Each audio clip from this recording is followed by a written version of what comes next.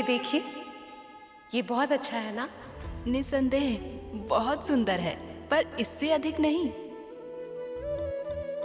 हाँ, ये तो बहुत अच्छा है, पर सखी लक्ष्मी पर ये बहुत जचेगा। ये उत्तम लगेगा इन पर, इसमें कोई संदेह नहीं है। पर इसे देखिए, ये और भी अधिक सुंदर लगेगा। सत्य कहूँ तो हमारी पुत्री लक्ष्मी पर तो सब कुछ ही बहुत सुंदर लगता है। आप दोनों वाद विवाद ही करते रहेंगे या इन आभूषणों में से कोई एक चुनेंगे भी?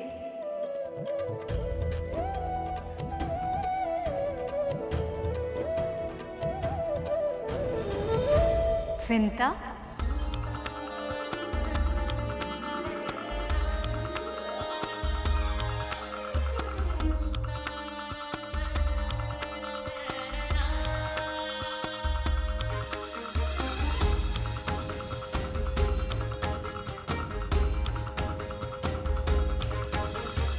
अच्छा हुआ तुम आ गई। यहाँ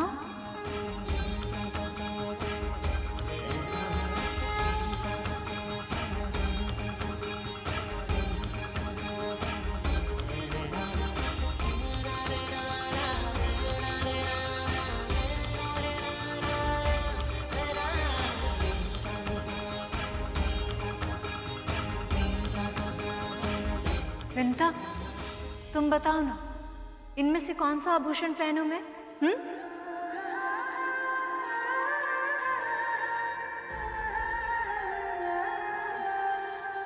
मैं बताऊं?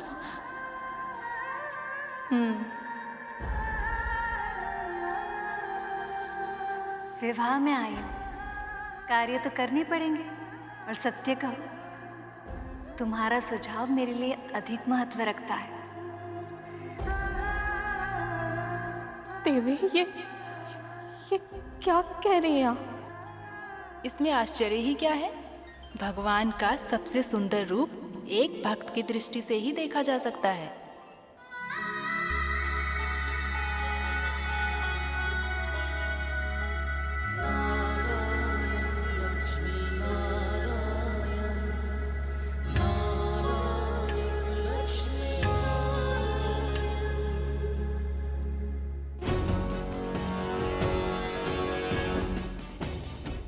यहाँ कोई चहल पहल क्यों नहीं दिखाई दे रही है?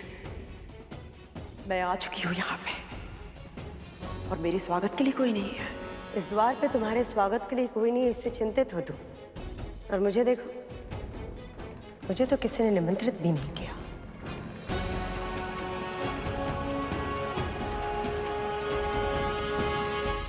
और फिर भी तुम यहाँ चली गए। कद्रू, अगर प्रश्न तुम्हारे पुत्रों की सुरक्षा का होता तो तुम भी यही करती। ये सत्य है कि मंथन के कारण देवताओं के साथ संधि हुई है हमारी, पर अभी भी संदेह समाप्त नहीं हुआ मेरा। ये सब मेरे पुत्रों के साथ षड्यंत्र करे, ये होते हुए नहीं देख सकती मैं। और वैसे भी अब जब मैं आ गई हूं तो इन सबको स्वागत सत्कार करना ही पड़ेगा मेरा। और स्वागत सत्कार है क्या कदम, मेरा महत्व इतना अधिक है कि आज अखंड ज्योत की रीत में देवी लक्ष्मी वही दिया जलाएंगी जो मैं भेंट करूंगी, क्योंकि मेरा दिया सबसे सुंदर है।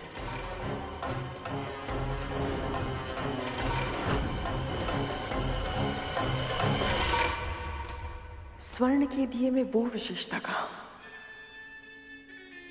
जो इस दिए में है?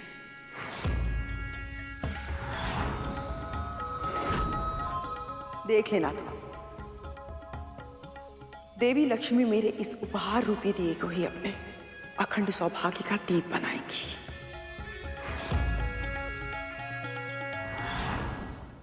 मुझे तो अब तक विश्वास नहीं हो रहा कि मैं आप सबके बीच हूँ।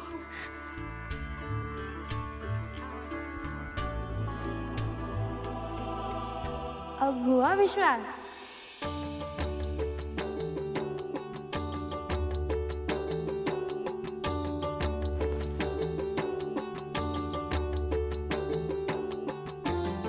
बड़े मूल्यवान आंसू हैं ये, इन्हें संभाल कर रखे। यदि गवा दिए तो फिर विदाई के समय कहाँ से लाओगी?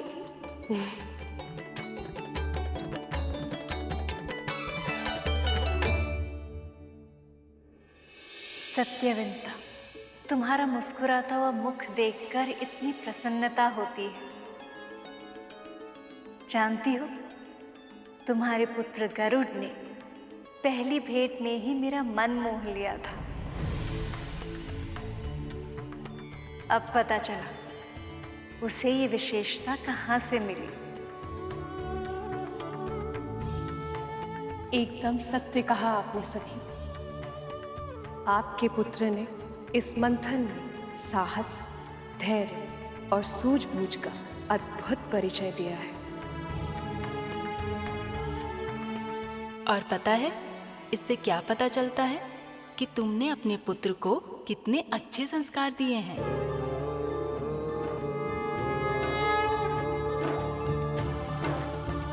मैं कैसे कुछ दे सकती हूँ?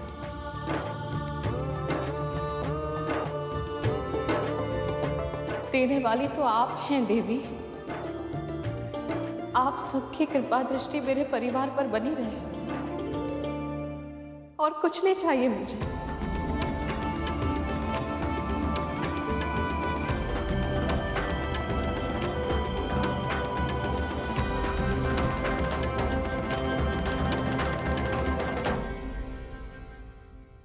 सदैव सुखी रहो।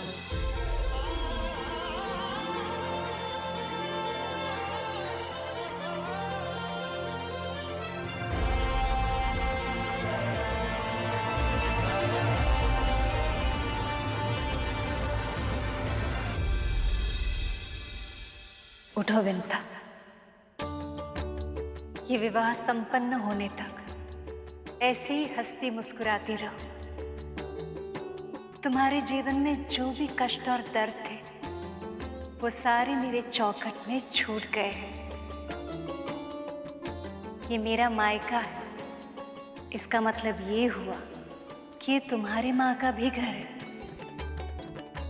अब यहाँ खुशी के छाव में प्रसन्नता से रहो, स्वतंत्र होकर जियो।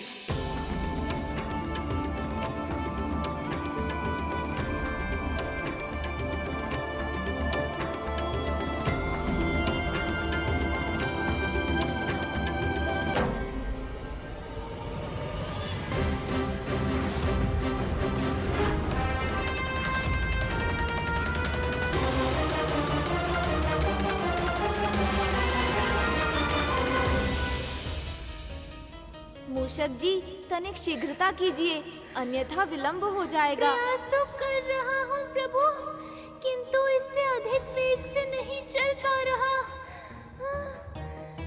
यदि मूषक जी इसी वेग से चलते रहे तो हम वैकुंठ समय पर पहुँच ही नहीं पाएंगे।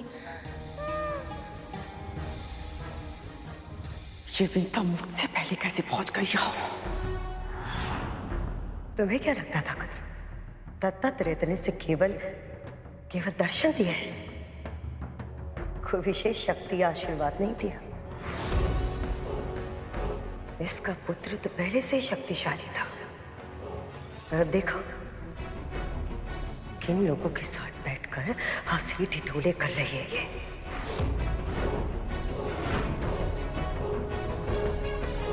कद्रू, तुम्हें निमंत्रण तो मिला, पर स्वागत नहीं। और उसे देखो, इतना विशेष सम्मान मिल रहा है उसे।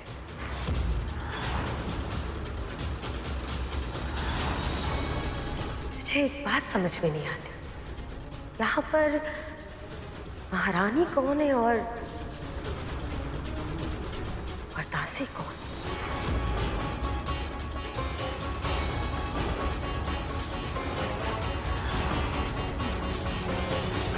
मेरे घाव पर नमक छिड़कने से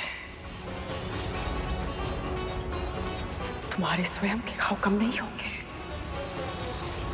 वैसे तुम्हें तो निमंत्रण भी नहीं आया था, है ना दीदी?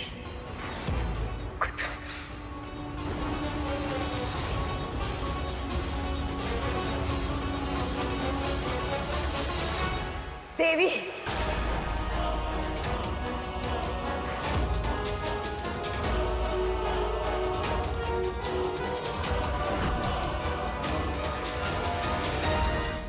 ये कैसा पक्षपात है देवी?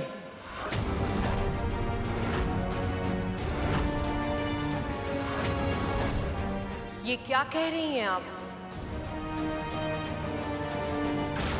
जो भी मन में है विस्तार से कहिए।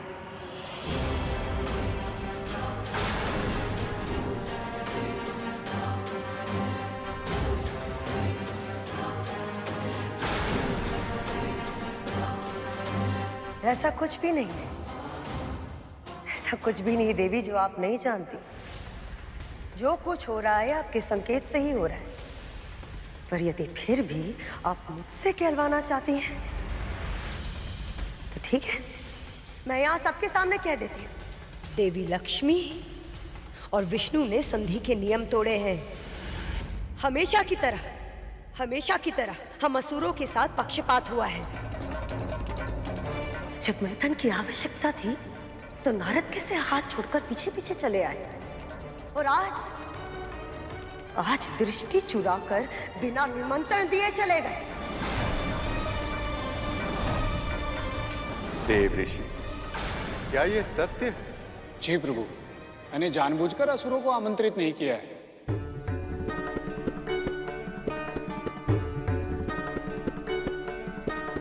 परंतु आपने ऐसा क्यों किया मुनिवर? अब व्यर्थ में ही उन्हें द्वेषपूर्ण बातें करने का अवसर मिल जाएगा। प्रभु का आदेश था कि मैं हर विष्णु भक्त को विवाह में सम्मिलित होने के लिए आमंत्रित करूं, और ये सब जानते हैं कि असुर विष्णु भक्त नहीं है। यदि मैं उनको आमंत्रित कर भी देता तो भी वो यहाँ नहीं आते। प्रभु, ये सत्य है कि आमंत्रण ना देकर मैंने असुरों का अनादर किया है, पर यदि आमंत्रण पाकर भी वो यहाँ नहीं आते तो ये आपका अनादर होता। और एक भक्त होने के नाते मैं आपका अनादर होते हुए नहीं देख सकता था प्रभु।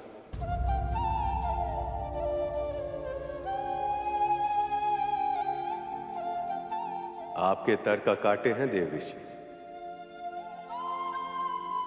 किंतु बिना निमंत्रण के देवी दीति लक्ष्मी के पास पहुंच गई और वहां उत्सव के वातावरण कड़वाहट घोल रही हैं।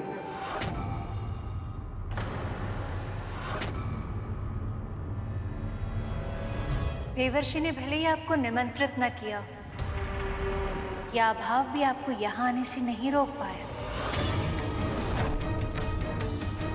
जिसे जहां होना होता है वो वहां पहुंच जाता है, फिर चाहे कोई कितना भी प्रयास क्यों ना करे, वो उसे रोक नहीं पाता।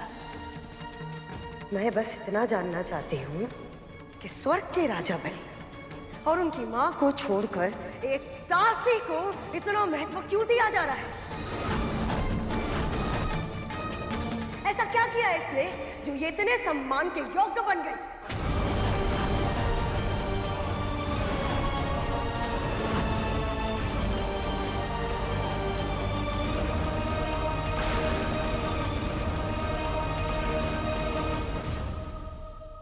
कैलाश, इसका अर्थ है यदि हम इतनी ही मंद गति से चलते रहे तो मेरे पहुंचने से पहले ही विवाह संपन्न हो जाएगा। रुकिए मूषक जी। धन्यवाद प्रभु, इतने समय बाद ही सही आपका विश्राम करने का मन तो हुआ। विश्राम नहीं, परिवर्तन करना है मुझे। परिवर्तन प्रभु? हाँ, योजना में परिवर्तन। आप मेरे हाथ पर चढ़ जाइए, मैं चल कर जाऊंगा। प्रभु, ये क्या कह रहे हैं आप? मैं आपका वाहन हूँ। अपने स्वामी के ऊपर चढ़कर मैं यात्रा का आनंद तो मत लीजिएगा आनंद, पर चढ़िए तो सही। पर मैं कैसे?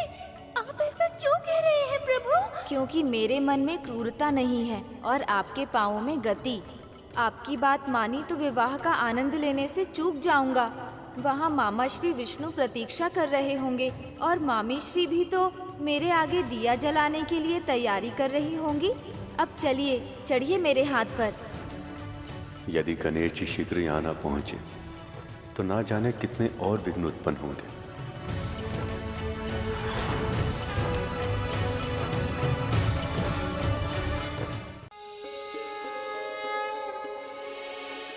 चिंतित ना हो सका। वहां देवी लक्ष्मी के संग पार्वती भी हैं, वो संभाल लेंगे।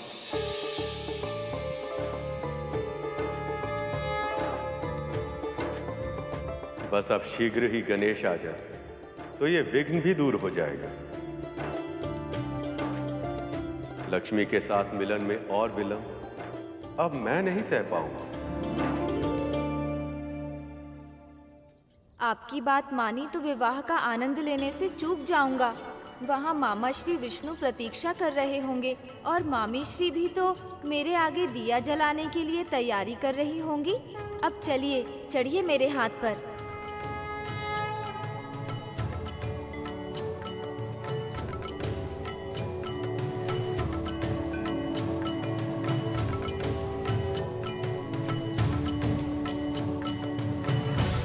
यदि मैं समय पर नहीं पहुंचा तो विवाह में कोई विघ्न भी आ सकता है, पर मैं ऐसा नहीं होने दे सकता। मुझे समय पर पहुंचना ही होगा, चाहे कुछ भी क्यों ना हो जाए।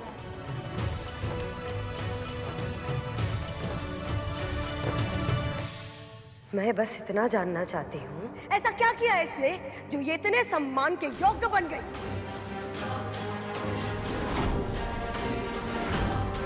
मेरे मन में भी यही प्रश्न घुमड़ रहा था। अच्छा हुआ दीदी ने पूछ लिया। कितनी संकुचित सोच है आपकी। विवाह जैसे पवित्र अवसर पर, देवी लक्ष्मी के निवास स्थान पर आप विंता को एक दासी के रूप में देख रही हैं।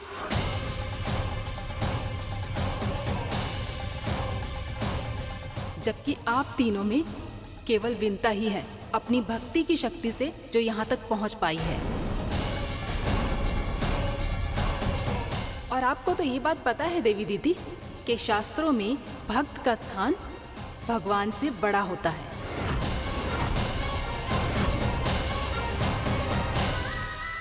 ये अपनी आस्था से यहाँ तक पहुँची हैं और इसीलिए हर विशेष सम्मान के योग्य हैं। चाहे जो कुछ भी हो देवी, एक दासी को मुझसे ज्यादा सम्मान देना यह अनुचित है।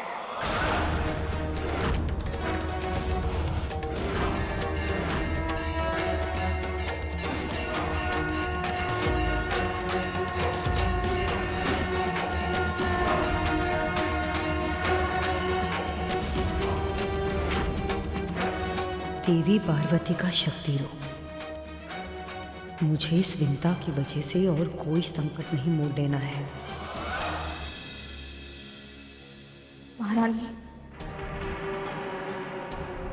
हम सब में चाहे जो भी समस्या हो, ये अवसर हम सब की समस्याओं से कहीं अधिक बड़ा है। इसलिए हमें अपने वाद विवाद को परे रखकर इस समय केवल इस विवाह में अपना ध्यान केंद्रित करना चाहिए। सहस्रों वर्षों में एक बार आता है ऐसा अवसर।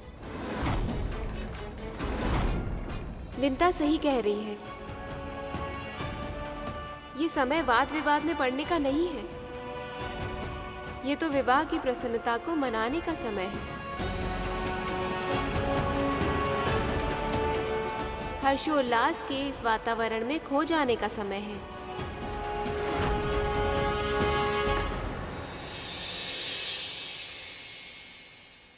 महाराज बलि, आप तो त्रिलोक जय, सर्वशक्तिमान, सर्वज्ञानी है।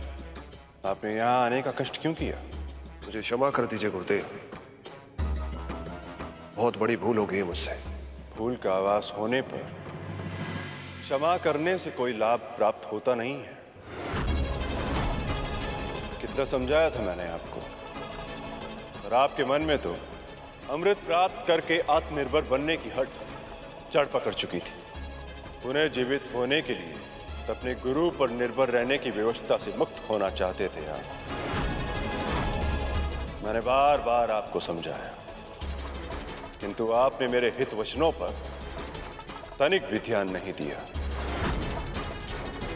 और मेरे पास आपके लिए कोई सुझाव नहीं है। गुरुदेव, मेरी बात तो सुनिए। देवी लक्ष्मी ने देवराज और अन्य देवताओं की श्री लौटा दी और अब उन्हें अमृत भी मिल गया तो हम असुर बहुत बड़े संकट में फंस जाएंगे। सहायता कीजिए गुरुदेव, मुझे मेरी भूल के लिए क्षमा कर दीजिए। तो ये सब विष्णु की चाल थी।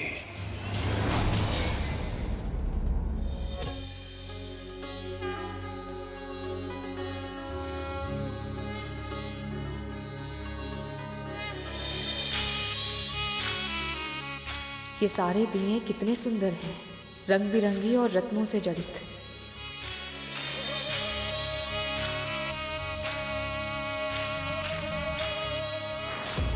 इन दियों के समक्ष मेरे मिट्टी से बने हुए इस दिए का कोई मूल्य नहीं है। माता लक्ष्मी को विशेष लोगों द्वारा लाए गए विशेष दिए ही समर्पित होने चाहिए।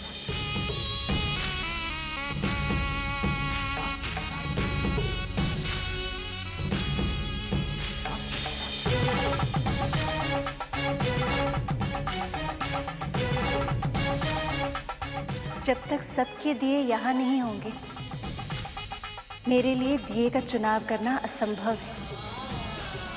पर यहाँ तो सबके दिए पहले से ही रखे हुए हैं सखी।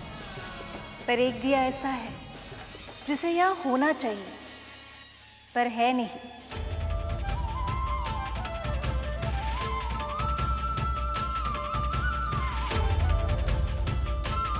वो दिया विंता का है।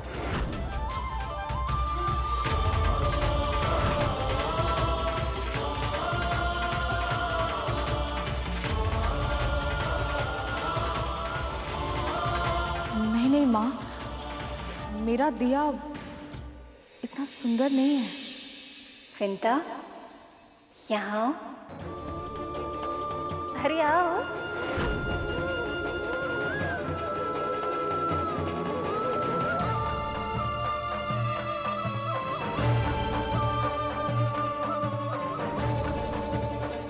दिखाओ तो, अपने आंचल में क्या छुपा रही हो?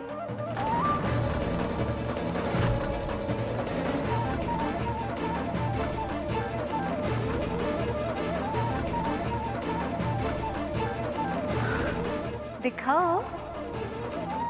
दिखाओ।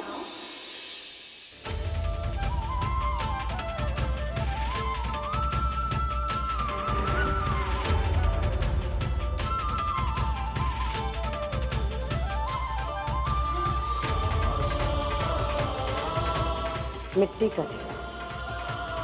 हमारे स्वर्ण और मणि जड़ित दिए के सामने इसका क्या महत्व है? कितना सुंदर दिया है ये। इसमें गणेश की मूर्ति भी है। अरे हाँ, ये तो और भी अच्छा है। गणपति भले ही प्रत्यक्ष रूप से यहाँ उपस्थित ना हो, पर इस दिए के माध्यम से हम उनका ध्यान कर सकते हैं।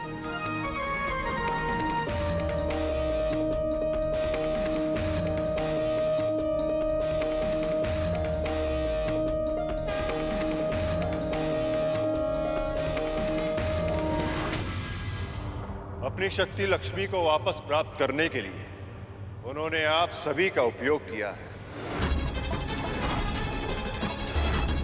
हाँ गुरुदेव, और अब उन दोनों के विवाह के लिए क्षीर सागर के मंथन को भी रोक दिया है। माया और छल विष्णु की कार्य पद्धति के अभिन्न अंग है। मैं जानता था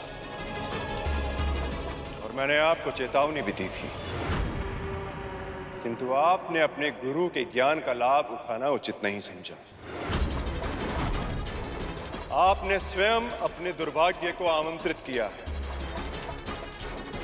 कब होगी?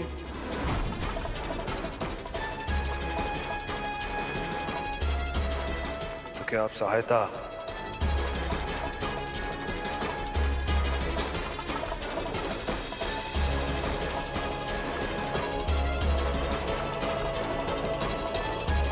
गुरुदेव ने सच में हमारा साथ छोड़ दिया। अभी सनेश से कौन बचाएगा हमें?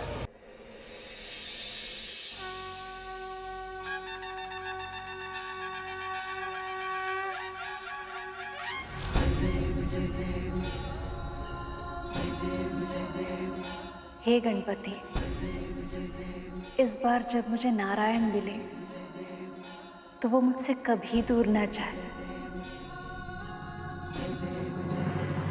हम एक साथ सदैव सुखमय जीवन बिताएं।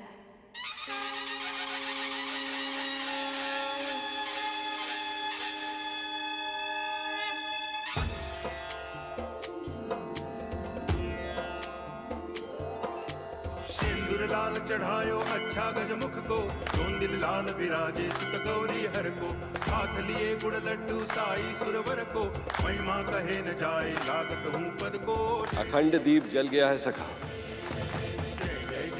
इस क्षण से विवाह की प्रक्रिया भी आरंभ हो गई है। बधाई हो प्रभु, बधाई हो। बधाई हो सखा। बधाई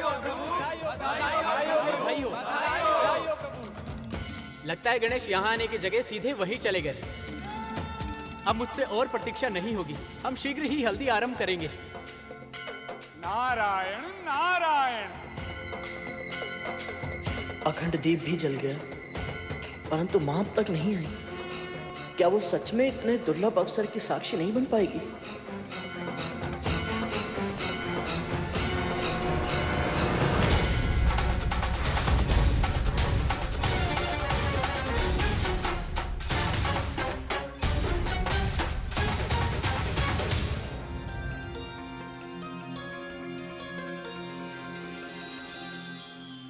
अरुण भैया,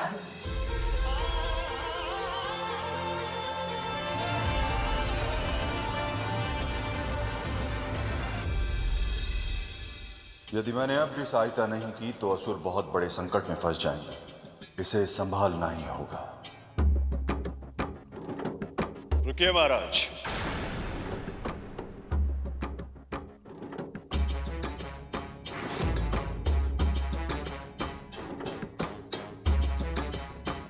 शिष्य भले ही अपना कर्तव्य छोड़ दे, किंतु एक गुरु होने के नाते मैं अपना धर्म नहीं छोड़ सकता।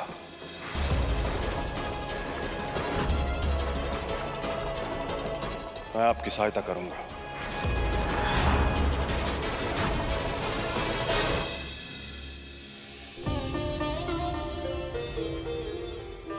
गरुड़ मेरे भाई, तो जानता है आज मैं बहुत प्रसन्न हूं। अब अपने परिवार के साथ कुछ आनंद के पल बिता पाऊंगा मैं। ये कल्पना ही मेरे रोम रोम को पुलकित कर रही है गरुड़।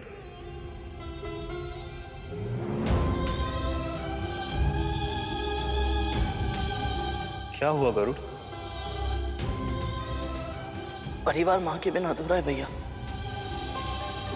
और मां नहीं आई। ये तो उससे किसने कहा? मां तो लक्ष्मी मां के साथ है गरुड़।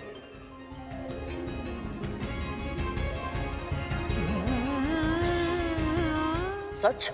मैं सत्य स्वरूप सूर्य का सारथी हूं गरुड़। मैं कभी झूठ नहीं बोलता।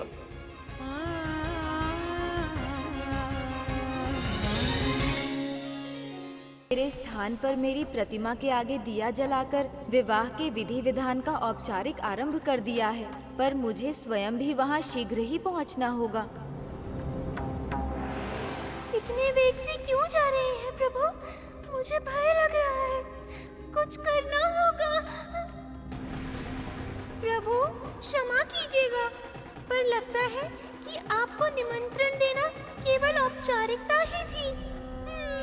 क्योंकि यदि सच में आपको बुलाना होता तो आपके बिना विवाह की रीतियों का आरंभ थोड़ी ना करते वो सब।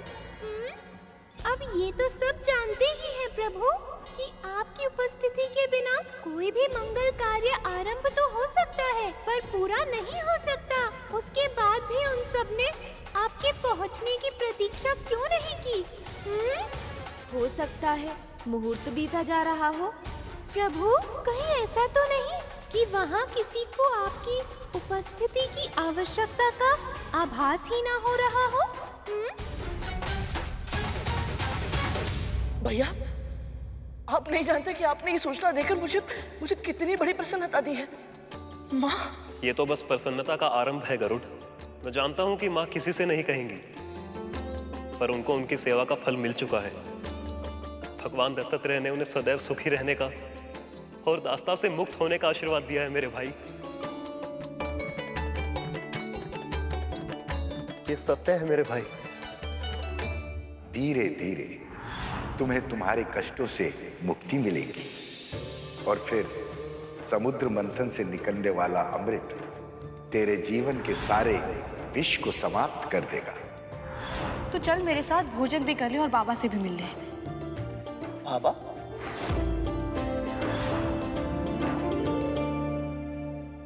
मैं बहुत दुर्भाग्यशाली हूँ भैया। मुझे भगवान दत्तात्रेय से मिलने का अवसर प्राप्त हुआ था और मैंने अपनी अज्ञानता में उसे खवा दिया। तो चिंता मत कर गरुड़, सही समय आने पर तुझे उनके दर्शन अवश्य होंगे। तो बस अभी इसी बात का ध्यान रख कि असुर कुछ समस्या उत्पन्न ना करते। देवी लक्ष्मी वापस आ चुकी है। इसका तात्पर्य यह है कि विष्णु पहले से अधिक शक्तिशाली हो चुके होंगे। यदि इन दोनों का विवाह हो गया तो ये देवताओं के लिए अति कल्याणकारी होगा। यदि ऐसा हुआ तो असुरों के लिए अमृत प्राप्त करने का स्वप्न देखना भी असंभव हो जाएगा। तो कितना भी प्रयास कर लें उन्हें अमृत कभी भी प्राप्त नहीं होगा। चाम ताम दंड भेद सब किया जाएगा ताकि आपका भाग छीन कर देवताओं को दिया जाए। यदि अब आपको अमृत प्राप्त करना है तो उसका एक ही उपाय है।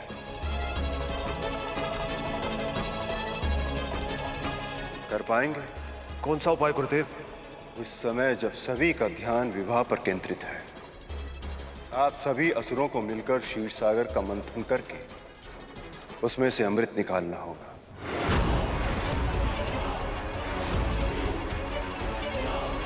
न केवल अमृत को प्रकट होने पर विवश करना होगा बल्कि उसे चुराना होगा।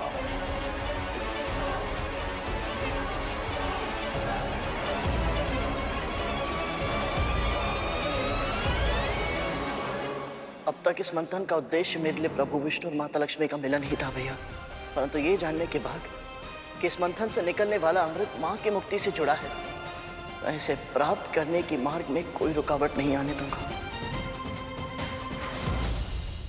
एक बार हम गुरुदेव की आज्ञा का पालन ना करके पाप कर चुके हैं, पर ऐसी मूर्खता और फिर नहीं करेंगे। आपके वचन को ब्रह्म वाक्य मानकर उसका पालन करेंगे हम असुर। अमृत प्रकट होगा भैया, और मैं ये निश्चित करूंगा कि ये योग्य पक्ष को ही प्राप्त हो। मैं अमृत की रक्षा अवश्य करूंगा भैया, फिर चाहे इसके लिए मुझे अपने प्राण ही क्यों ना देने पड़े। इससे पहले कि देवताओं की दृष्टि उस अमृत पर पड़े, हम उसे चुरा लेंगे। अब हम सारे असुर मिलकर मंथन करेंगे और अमृत को प्राप्त करेंगे।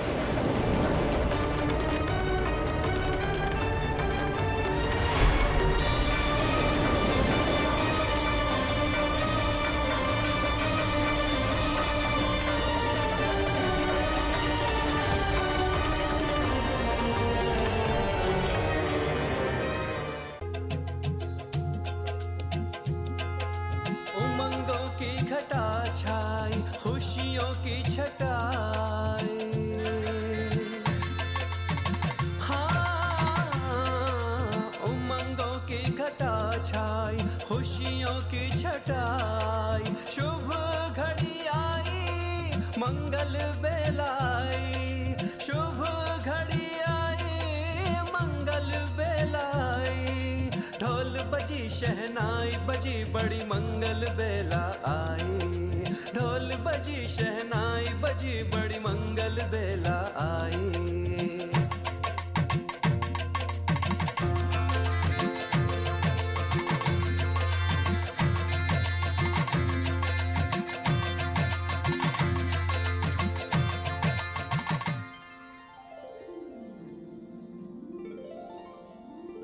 वायु, ये हल्दी की रीति कब आरंभ होगी? प्रभु विष्णु को हल्दी लगते देखने की बड़ी उत्सुकता है मुझे। मामा जी, हल्दी रीत निभाने का कार्य तो सदा स्त्रियां करती आ रही हैं। और सभी देवियां तो मामी जी के पक्ष में चली गई।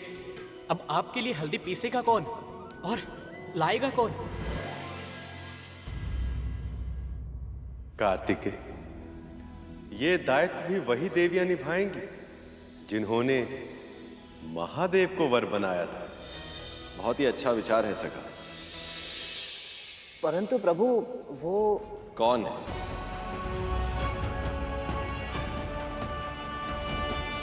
महर्षि वशिष्ठ की पत्नी देवी अरुंधति और महर्षि अत्रि की अर्धांगिनी देवी अनुसुईया। इस कार्य के लिए उन दोनों से उत्तम और कोई है ही नहीं। तो फिर विलंब किस बात का? मैं शीघ्र जाके उन्हें ले आता हूँ। नारायण नारायण, उसकी आवश्यकता नहीं पड़ेगी गरुड़। सभी महान तपस्वी स्त्री पुरुष एक विशेष स्तर की सिद्धि प्राप्त करने के पश्चात इस योग्य बन जाते हैं कि यदि शुद्ध हृदय से उनका आह्वान किया जाए तो वो अपनी इच्छा अनुसार पूरी सृष्टि में कहीं भी आवागमन कर सकते हैं। हाँ, ये संभव है। आपने सत्य कहा मुनिवर।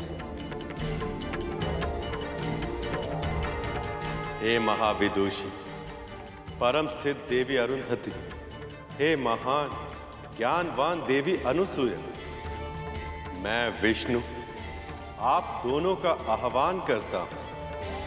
कृपया दर्शन देख के हमें कृतार्थ करना।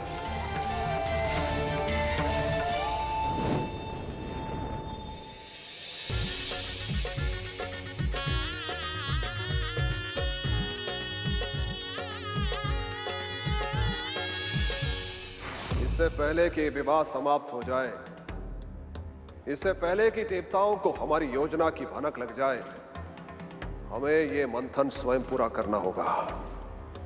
और ये कैसे संभव है महाराज, जब वासुकी की एक ओर सभी देवता थे और दूसरी ओर हम सभी असुर, हम दोनों पक्षों की सम्मिलित शक्तियां मिलकर भी मंदराचल पर्वत का मंथन नहीं कर पाई थी। देवताओं के बिना केवल हम असुर ये मंथन कैसे कर पाएंगे महाराज? यह संभव है। यदि सबको लगता है कि यह संभव है तो यह असंभव ही बन जाएगा। तुम सभी अभी तक विष्णु की माया को समझ नहीं पाए। उन्होंने जानबूझकर मंथन के कार्य को अधिक कठिन बनाकर प्रस्तुत किया ताकि तुम सबका आत्मविश्वास टूटे। तुम हतोत्साहित हो। स्वयं विचार करो, यदि यह सत्य न होता तो क्या संभव था?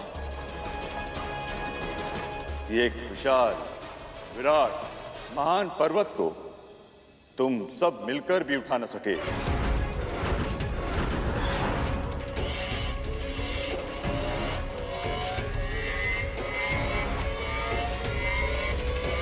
उसे एक अकेला पक्षी उठा ले।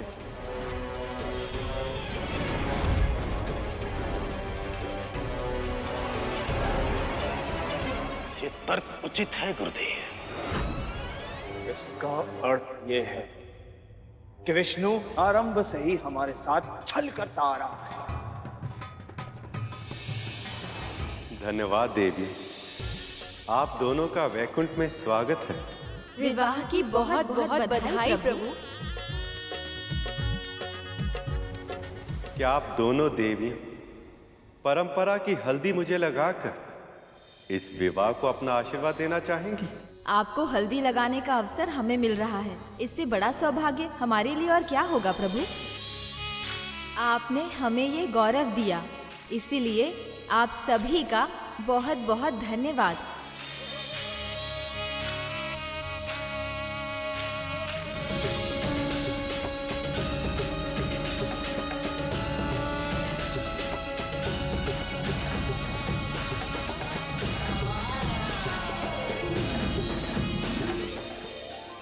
तुम सबकी प्रसन्नता पर दया आ रही है मुझे, क्योंकि तुम जितने प्रसन्न रहोगे उतने ही व्यस्त रहोगे और वहाँ मेरे पुत्र मंथन का अमृत प्राप्त कर लेंगे और असुर सदैव सदैव के लिए अमर हो जाएंगे।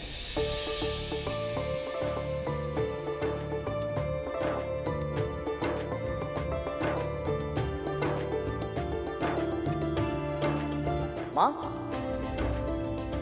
आप दोनों क्यों कष्ट कर रही हैं? मुझे आदेश दीजिए, मैं करता हूँ। विवाह की हल्दी तो माँ ही पीसती है पुत्र, शगुन होता है ये। सच में? लगता है तुमने अब तक कोई विवाह नहीं देखा। हाँ माँ, मन तो बहुत है, परंतु क्या करूं, अरुण भैया मानते ही नहीं। पर गरुड़, मुझसे बड़े तो शेषनाग भैया हैं, इसीलिए विवाह पर हमसे पहले अधिकार भी इनका है और कर्तव्य भी। क्यों शेष भैया? अरे बात तो प्रभु के हल्दी से आरंभ हुई थी, मेरे विवाह तक कहां पहुंच गए? अनूठा बंधन है ये विवाह। यदि अपने साथी से प्रेम हो तो ये बंधन मुक्त आकाश सा विशाल विस्तृत लगता है। यदि स्वामी स्वयं इस अद्भुत भावना का अनुभव करने जा रहे हो तो सेवक अधिक देर तक इससे दूर नहीं रह सकता।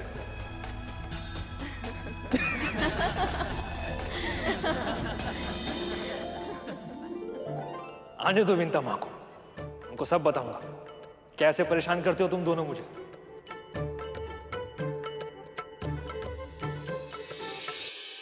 तो फिर हम क्या करें गुरुदेव? मंथन के कार्य को पूर्ण करने के लिए तन की शक्ति से अधिक मन की शक्ति की आवश्यकता है। मस्तिष्क में संदेह का दीमक व्यक्ति के बल को भीतर ही भीतर खा जाता है। इसलिए अपने मस्तिष्क में जितने भी संदेह हैं उन्हें दूर करो। अपनी इच्छा शक्ति की सीमा को इतना बढ़ाना होगा कि वो शारीरिक ऊर्जा के तौर पर बदल जाए। यदि अमृत पाने की इतनी प्रबल इच्छा है तो अपना संपूर्ण ध्यान उसी पर केंद्रित करो।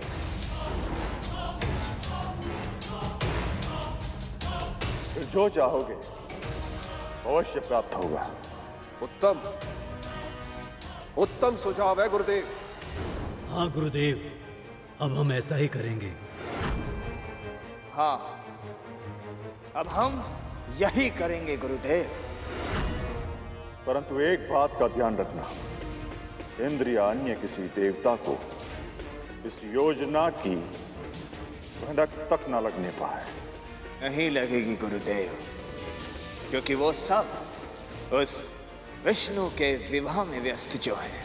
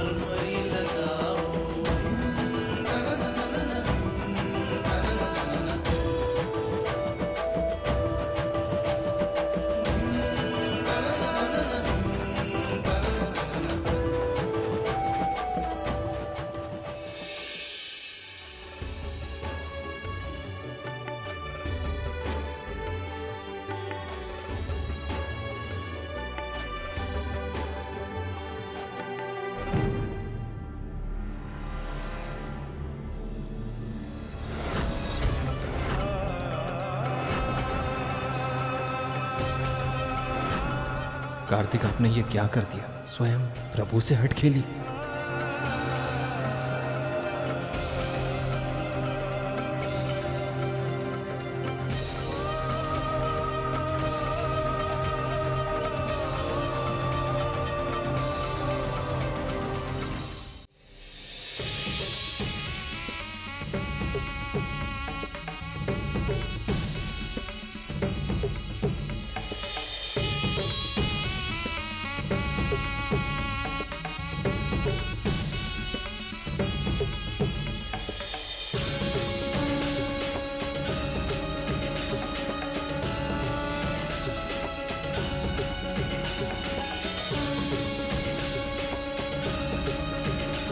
प्रभु नारायण, इस शुभ विवाह का खूब आनंद ले रहे हैं आप। अब जल्द आपकी लगाई हल्दी भिजवाइए।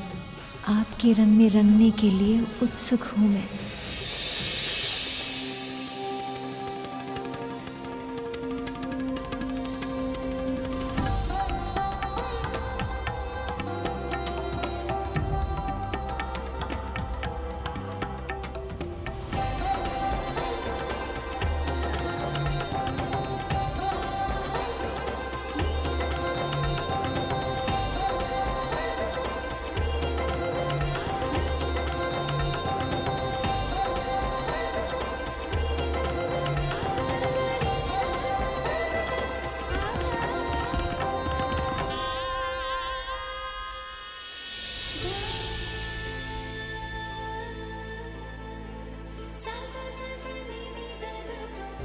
ये प्रभु की ही लीला है जो उनके प्रेम की वर्षा यहाँ तक हो रही है।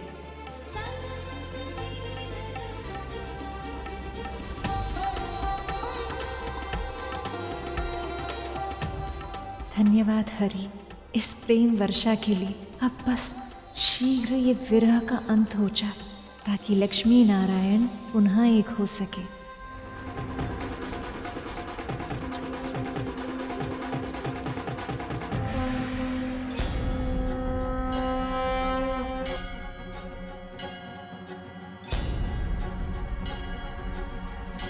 बस प्रभु, कब तक स्वयं को थकाएंगे आप? अब विश्राम कीजिए, आगे आपको मैं लेकर जाऊंगा। विलंब या विश्राम करने का समय नहीं है मूषक जी। मुझे आभास हो रहा है कि मामा श्री की हल्दी पूरी हो गई है। कहीं ऐसा ना हो कि मामी श्री की हल्दी भी मेरे बिना ही पूरी हो जाए। पर प्रभु, जब वो सब आपके बारे में नहीं सोच रहे तो आप इतनी चिंता क्यों कर रहे हैं? क्योंकि वो मेरे मामा मामी श्री हैं मूषक जी। सृष्टि के कल्याण के लिए इतने समय तक एक दूसरे से दूर रहे हैं वो, और अब जब उनके मिलने का समय आया है तो मैं नहीं चाहता कि वहाँ मेरी अनुपस्थिति के कारण कोई अनहोनी हो जाए। वैसे भी उन असुरों पर मुझे तनिक भी विश्वास नहीं है।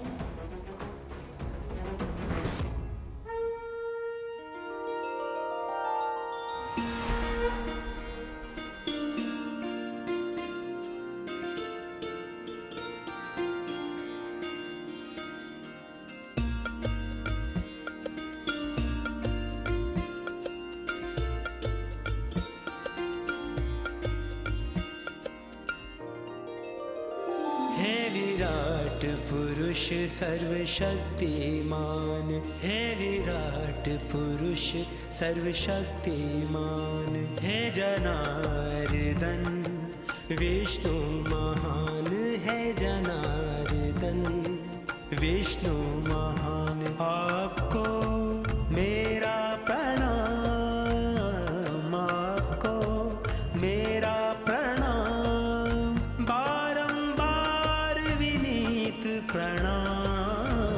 हे विराट पुरुष सर्वशक्तिमान, हे विराट पुरुष सर्वशक्तिमान।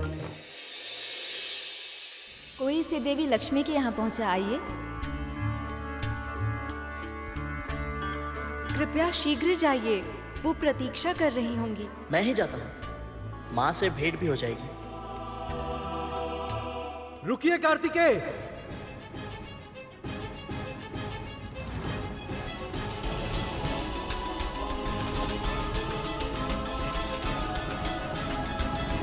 आप कैलाश से लंबी यात्रा करके आए हैं, थक गए होंगे, इसलिए इसे मैं लेकर जाऊंगा। आपकी बातों के फेर में मैं नहीं आऊंगा देवराज, इसे तो मैं ही लेकर जाऊंगा। क्षमा कीजिए, पर इस अवसर का सदुपयोग तो मैं ही करूंगा कार्तिकेय। आपको ऐसा क्यों लगता है कि इस अवसर को मैं जाने दूंगा? लाइए, दीजिए मुझे मुझे मुझे नहीं, मैं लेकर जाऊंगा। मैं लेकर जाऊंगा। इसे मैं लेकर जाऊंगा देवराज। मैं लेकर जाऊंगा कार्तिकेय। मैं लेकर जाऊंगा देवराज। मैं लेकर जाऊंगा। अब छोड़िए इसे, आप छोड़िए इसे, मैं लेकर जाऊंगा। हे नारायण, ये हल्दी का अपशगुन होगा, कहीं ये लड़ाई में शुभ हल्दी गिर न जाए।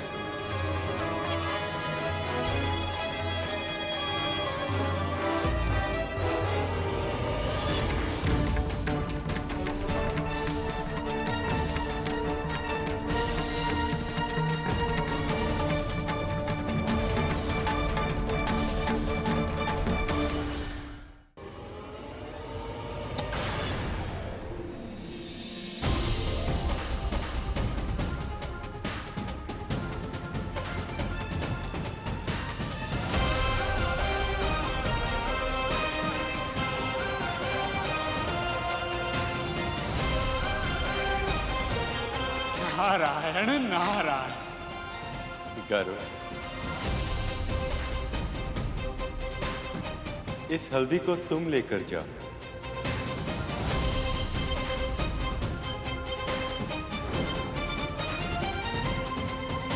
और अपनी मां विंता से भी मिल लेना।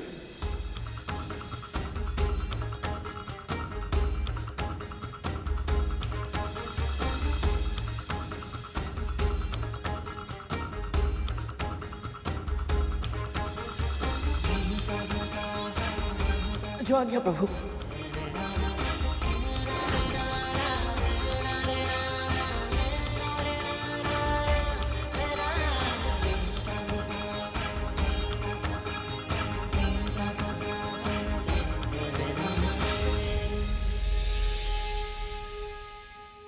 गरुड़ की सेवा भाव पर आपकी कृपा दृष्टि रखने के लिए कोटि कोटि धन्यवाद। विवाह में अनहोनी अपशगुन होने के कई अवसर होते हैं, परंतु विवाह कार्य जो अनिष्ट होने से रोके वही आपका सच्चा हितैषी होता है। तुम्हारा भ्राता एक सच्चा भक्त साबित हो रहा है श्रेष्ठ।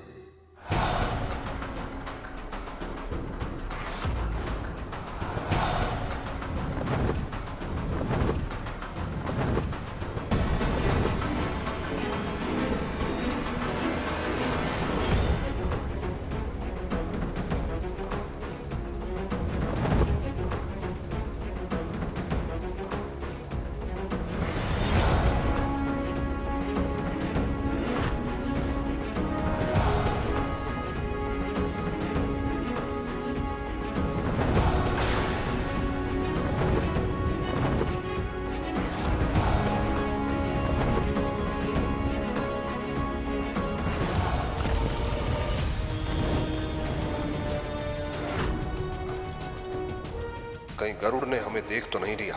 यदि ऐसा है तो हमारी योजना असफल हो जाएगी। मुझे ऐसा आभास क्यों हो रहा है जैसे कोई अनहोनी होने वाली है। मुझे इसका पता लगाना ही होगा, अन्यथा प्रभु विष्णु और माता लक्ष्मी के विवाह के इस शुभ अवसर पर विघ्न आ जाए।